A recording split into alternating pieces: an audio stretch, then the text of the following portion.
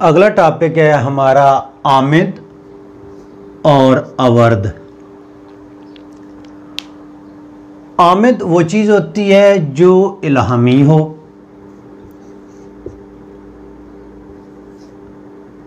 यानी जिसको हासिल करने के लिए, जिसको तख्लीक करने के लिए मेहनत न करनी पड़े बल्कि वो नाजिल हो रही हो।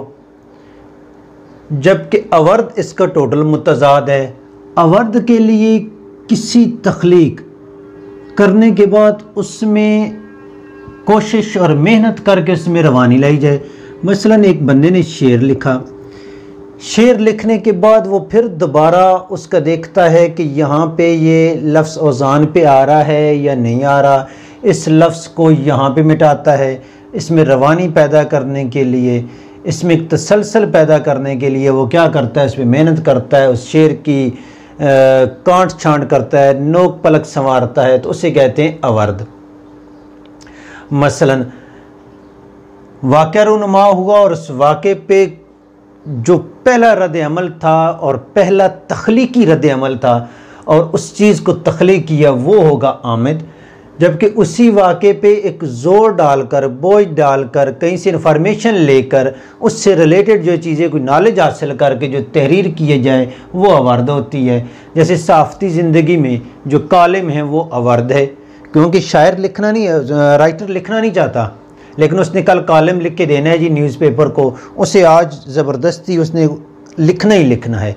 यानी जहाँ, जबकि इल्हामी जो है, आपकी रूह नहीं मान रही इस तख्लीक के लिए, इल्हाम नहीं हो रहा, आप नहीं लिखेंगे। इल्हाम होता है कि हाँ भाई ये इस चीज़ को तख्लीक में होनी चाहिए, आपकी रूह के अंदर बेचैनी हो। यही वजह है कि इसके बारे में अफलातून ने कहा था कि जो शायर होते हैं उन पे देवियों का, उनकी रूह पे कब्ज़ा होता है। यानी वो ने देवियाँ जो हैं वो इसे एक आमिद इल्हाम की तरफ लाती हैं, जिसे हम इल्हाम की नज़र में देखते हैं।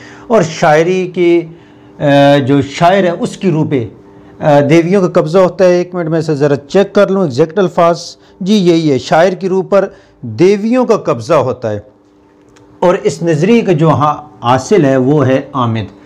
तो सिंपल ये समझ लें कि आमिद जो है ये कुदरती फितरती अमल है जो तख्लीकार पर इल्हामी तौर पे उतरता है, जबकि अवर्द जो है वो तख्लीकार पे इल्हामी तौर पे नहीं उतरता, बल्कि उसे बामर मजबूरी भी तख्लीक करना पड़ सकता है और हालात के पेश नज़र भी लिखना पड़ सकता है।